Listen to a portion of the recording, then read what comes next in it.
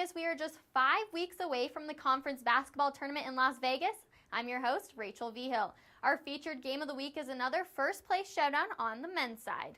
Johnny McCants and New Mexico State Aggies will take on Carlos Johnson and the Grand Canyon Lopes. That game is on Saturday, February 9th at 7 p.m. Mountain Time on ESPN3. The first time these two teams played this season, it was a wild one. Damari Milstead gave GCU the lead late in the game, then Johnny McCants made the half-court shot heard around the WAC to give New Mexico State the win. And Grand Canyon, their only loss in the WAC so far this season. The Aggies come off their 7th straight win. They held Chicago State to 39 points and 29% shooting from the field. That is New Mexico State's best defensive performance of the year. Offensively against the Cougars, the Aggies made 15 threes, which ties their season high. New Mexico State is expected to be without big man Ivan Aracoechea, who hasn't played since January 26th. He scored 20 points and 11 rebounds in the first matchup against the Lopes. As for Grand Canyon, they're coming off their 5th consecutive win, 3 of which have happened on the road and 4 that the Lopes have won by double digits. They also sit atop the conference in assists, averaging 14 a game.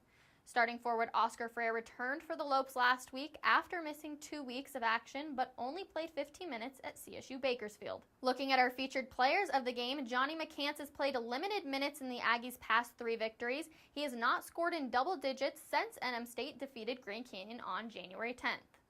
For GCU, Carlos Johnson is averaging more than 22 points in the Lopes' last 3 games. He led all scorers with 20 points in the win over CSU Bakersfield.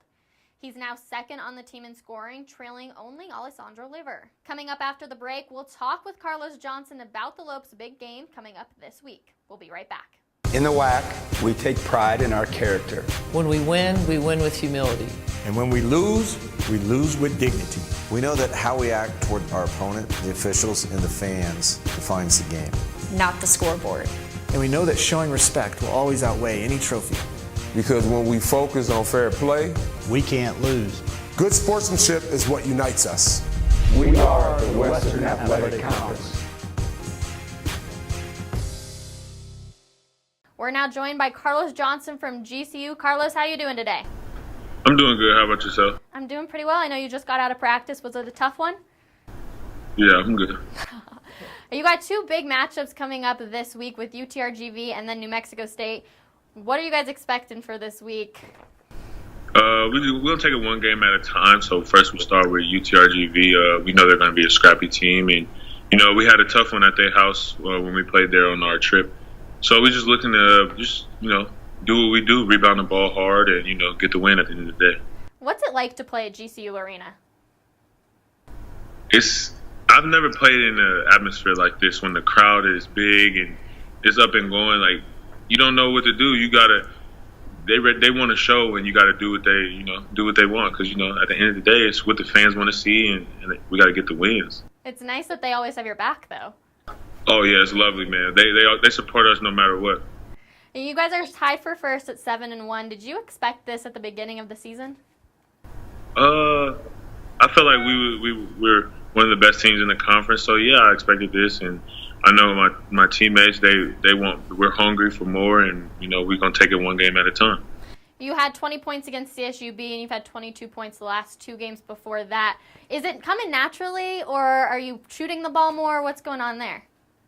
I would say the work I'm putting in, after practice and, just all the work I'm doing to lead up to the game, I feel like it's just paying off, and, that's what I'm going to keep doing, and, just keep trying to get better and better every day. I was out there for Midnight Madness, and then I saw Alessandro out there after practice. Have you guys been shooting around a little bit together?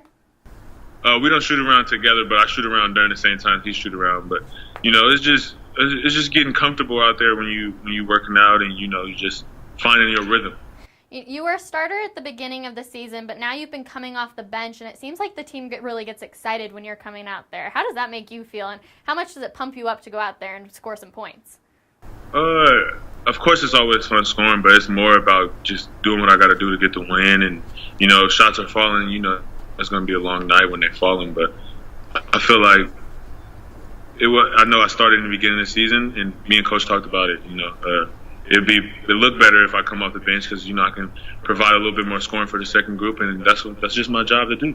And it seems to be working because you guys are winning games and you're scoring a lot of points, so that's always good. Yeah, it's not all about scoring though. I'm glad that we winning though for sure. You transferred from the University of Washington. What was the transfer like to GCU, and why'd you do it? Oh man, the transfer it was pretty good. It wasn't too hard of a process for me at least. I wanted to come home, and I already knew like the spot where I wanted to go. It's just a matter of did they want me. And when we had the talk with Coach Marley, it just went great. And my mom and Craig, they built a relationship, and it just seemed like the right fit for me just to come home and just to make a name for myself.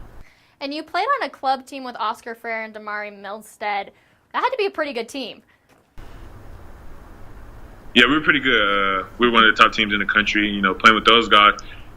So when I came here, it kind of made me feel like it was that time again. Because I already kind of knew like what they like to do.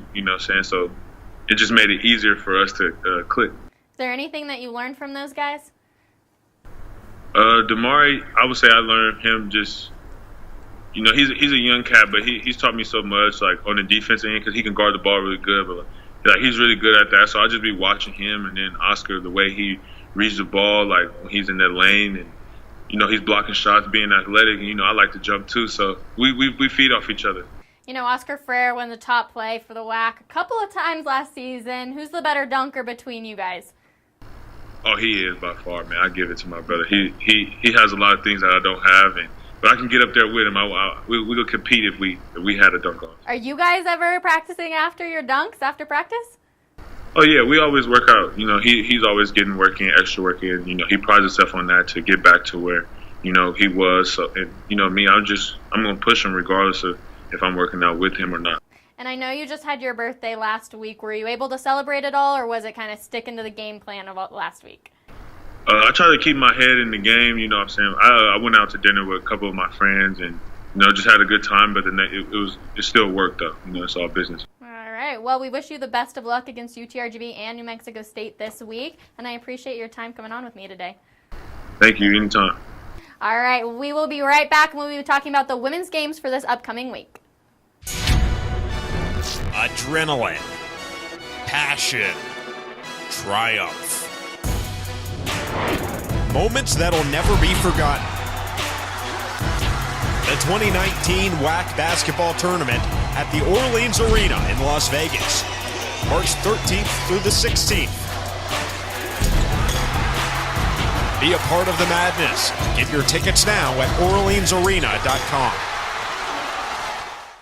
Welcome back to the Road to WACVegas. I hope you're getting just as excited for the basketball tournament as I am after seeing that commercial. Some names you will see out in Vegas is Alexis Gilbert and Gia Pack. They'll be in this week's featured game of the week on the women's side as the Roadrunners take on the Aggies.